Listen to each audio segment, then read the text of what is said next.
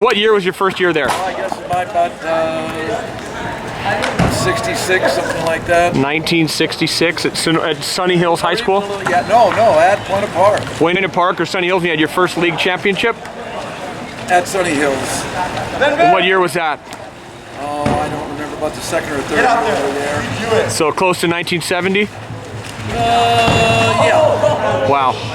And what? 1970 was the first year we went into CIF and got into semifinals. 1970. So it was probably 68 or 69. I just got asked, Jim, because I was born in '71. What'd you guys do in 1971? You remember?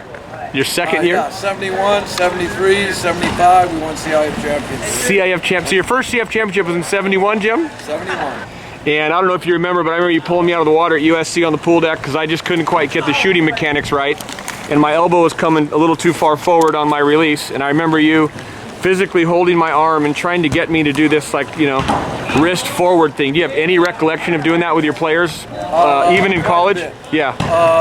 The biggest thing of it is that we've done a lot of work with video and showing them the video. Yeah. And I haven't been doing that quite as much because we've had so many kids in the water. Right. And things like that. Yeah. But this is probably one of our, right now, I'm probably carrying 2 kids in the water that can't score at a time. Maybe 3. That can't score. Okay. Unless they get inside the 4-yard line between the goal posts. Right. If you give them the ball at 7 yards, forget it. Please don't shoot. Right. And that I feel very poorly about because I've always spent an awful lot of time with my kids that are shooters and things like that. Yep. One of the biggest things that I've tried to work with through the years is the handling of the ball. To me, handling the ball on the top is a disease. Yeah. It is a disease that is a gigantic problem. Kids see these European kids all handle the ball from the top. I've had 2 kids in all the years, in the 55 years I've coached. I've had 2 kids that can put their hand on top of the ball, rotate it to the bottom, and pick it up. They were both from Puerto Rico. They didn't even know they were doing it. Yeah.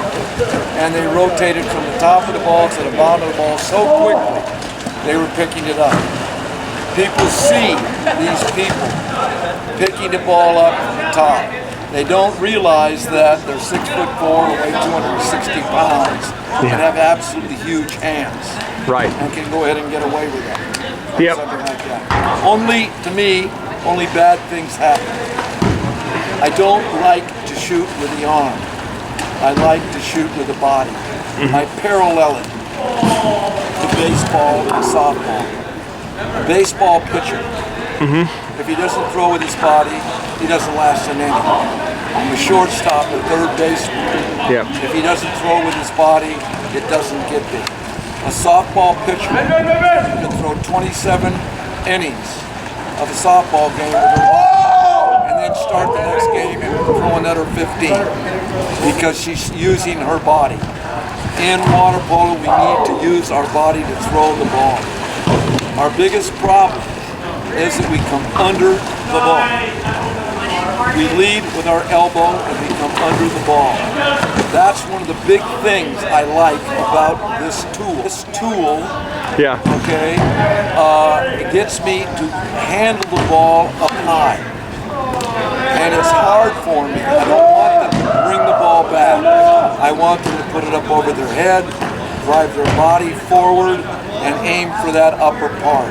Now, I have shooters that will hold the ball 6-8 inches above the water, and they'll shoot a foot above the water. They'll hold the ball 1.5 feet above the water, they'll shoot 1.5 feet above the water. I want them to hold the ball at least 2 feet above the water so they can shoot at least 2 feet above the goalie. Now, either you're shooting into the goalie's arm coming out this way, or you're shooting into the goalie's hand coming up like this. There is no comparison. You need to shoot here. If it's up here, there's a very good chance the ball's going to be tipped out. If it's here, there's a very good chance the ball is going to be blocked. It's just a world of difference on some of these things like that. Kid has to be able to get there. Now, if he can't get there, he's got to work on his legs. Yeah. Big time. Because otherwise, he's going to be deficient. Yeah. That's the big tool. Now, maybe a kid can go out there and throw 4 in a row where he's getting up, and then he can't get up anymore. Yeah. He's got to work on that particular thing. If there's a problem in what he's doing, if he doesn't address it, he's not going to go ahead and do it. That is the big thing. This little tool, okay, gets us up high.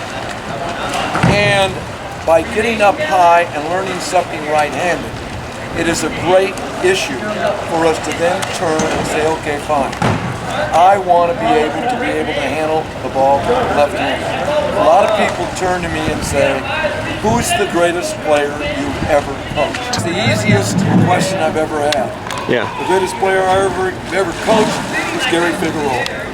When Gary Firgueroa came to Sunny Hills as a 9th grader, he was so small and so weak, he couldn't lift a 10-pound bar with 2.5 pounds on each end. He had to lift one end of it. We were going to put him back in the 8th grade because he was so small and so weak. But he'd already started high school and couldn't.